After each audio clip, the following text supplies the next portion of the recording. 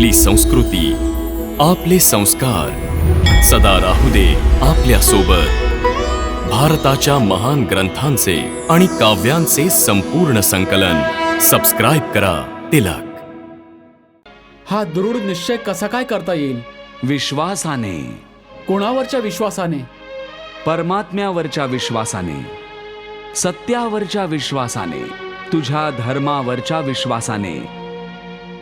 जेव्हा तुझा धर्म अर्थात तुझं कर्तव्य समजून घेशील, तेव्हा दृढ निश्चयी होऊन तुझ्या धर्मपथावर, तुझ्या कर्तव्य पथावर पुढे जाशील. मग तू सुख दुःख, हानी लाभ, जय पराजय इत्यादींना एकसारखंच समजून तुझ्या पथावरून ढळणार नाहीस.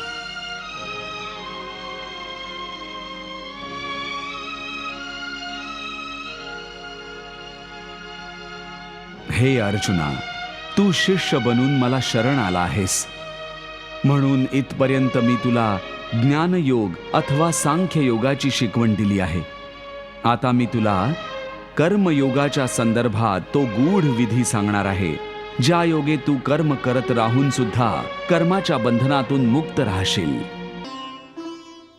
अशा प्रकारे सुख दुःख, लाभ हानी, जय पराजय अथवा हार जीत सुद्धा एक समान समजून केवळ याच करता युद्ध कर, कारण या क्षणी युद्ध करणं तुझं कर्तव्य आहे.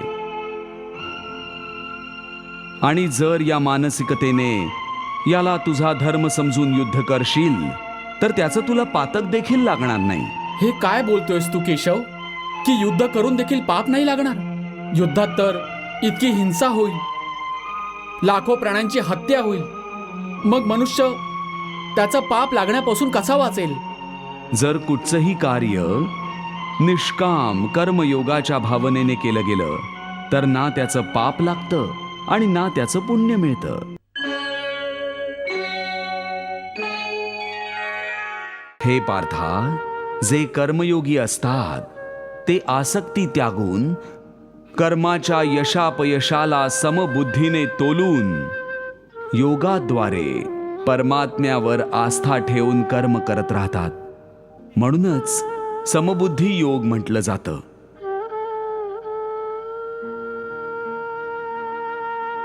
हे पार्था, ईश्वराला समर्पण करण्याच्या भावनेतून केलं गेलेलं कर्म फलप्राप्तीच्या कामनेने केल्या गेलेल्या कर्मापेक्षा कितीतरी पटीने अधिक श्रेष्ठ आहे.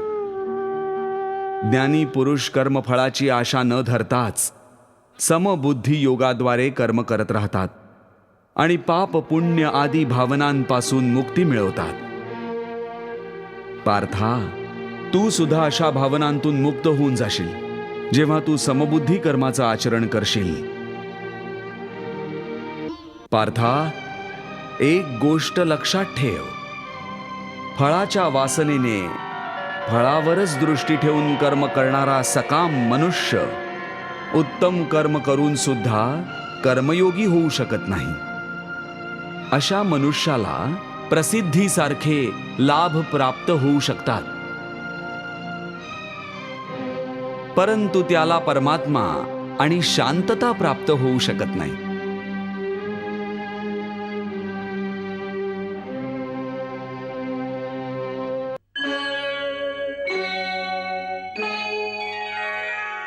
धर्म काय आहे? धर्माची व्याख्या काय आहे?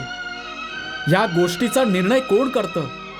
हे मधुसूदन, तो कोण आहे जो धर्माचे नियम बनवतो? हे अर्जुना, प्रत्येक प्राणी त्याच्या धर्माचे नियम स्वतःच बनवत असतो. मी समजलो नाही केशव.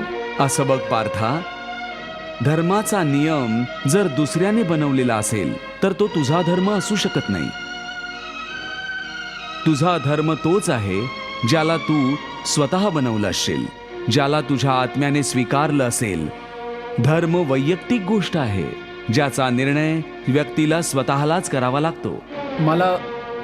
मला अजूनही नाही समजलं केशव. हे बघ पार्था, मी एक उदाहरण देऊन समजावतो. एखाद्याच्या गावावर दरोडेखोर हल्ला करून गावातल्या मुलींचं अपहरण करत आहेत.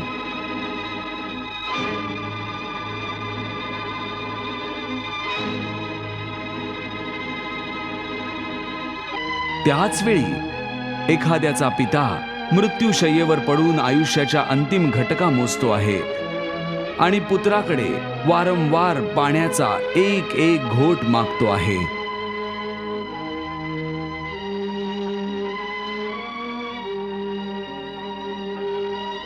त्यावेळी त्या व्यक्तीचा काय धर्म आहे? त्याने मरणाऱ्या पित्याच्या कंठात शेवटच्या क्षणी गंगा जलाचे थेंब थेंब टाकत टाकत त्याच्या पुत्र धर्माचं पालन करावं, की त्याच्या गावातल्या मुलींवर जे संकट आलंय त्यांच्या रक्षणाकरता तलवार घेऊन त्या दरोडेखोरांशी 2 हात करावेत आणि वेळ पडल्यास जीव देखील देऊन स्वतःच्या गावाची अब्रू वाचवावी?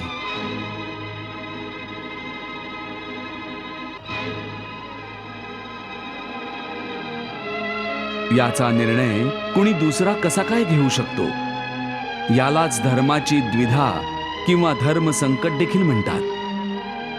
अशा परिस्थितीमध्ये त्या व्यक्तीने काय करावं याचा निर्णय कुणी बाहेरचा नाही करू शकत.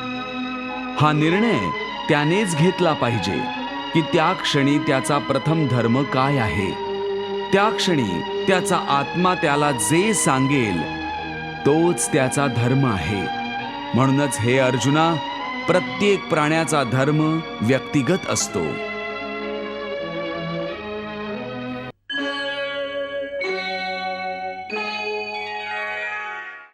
हे पार्था, अहंकारी मनुष्याला वाटतं की तो स्वतः कर्म करतोय, पण वास्तवात याचा कर्ता साक्षात ईश्वर आहे.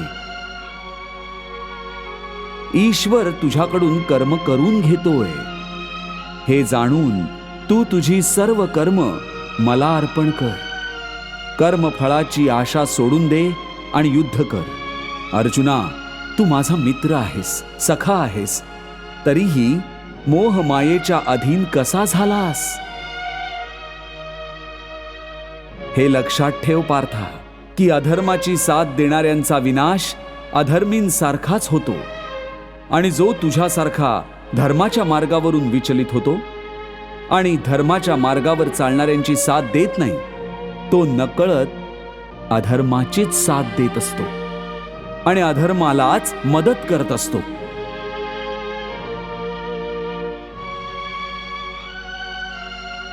म्हणूनच तू शस्त्र सोडून धर्मराज युधिष्ठिराची नाही तर अधर्मी दुर्योधनाची साथ देतोयस.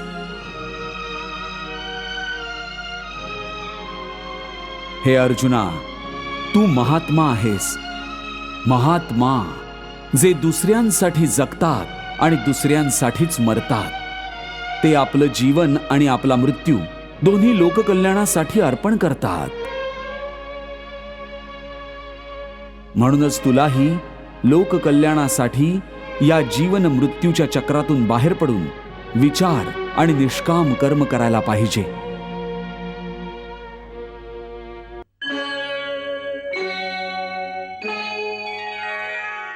हे अर्जुना, कर्मांचा त्याग कधी होऊच शकत नाही, कारण कुणीही प्राणी एक क्षण देखील कर्म न करता राहू शकत नाही.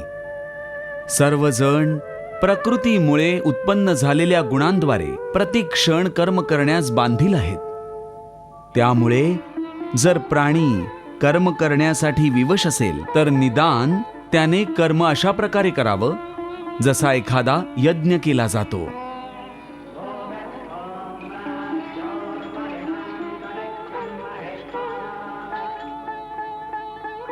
यज्ञ? होय पार्था, यज्ञ लोककल्याणाकरता देखील केला जातो आणि भगवंतांच्या आराधनेकरता सुद्धा. त्यामुळे जर कर्म करायचंच आहे तर तुझी सर्व कर्म एकतर लोककल्याणाकरता कर किंवा माझ्यासाठी कर. यामुळे तुझी कर्म एखाद्या यज्ञासमान पवित्र, कल्याणजनक आणि दिव्य होऊन जातील. त्यामुळे जर कर्माला यज्ञ समजून करशील तर कर्मबंधनातून मुक्त राहशील. कारण हे पार्था, यज्ञ म्हणून जे कर्म केलं जातं ते सोडून बाकी सर्व प्रकारच्या कर्मांची बंधनं मनुष्यांना बांधून ठेवतात.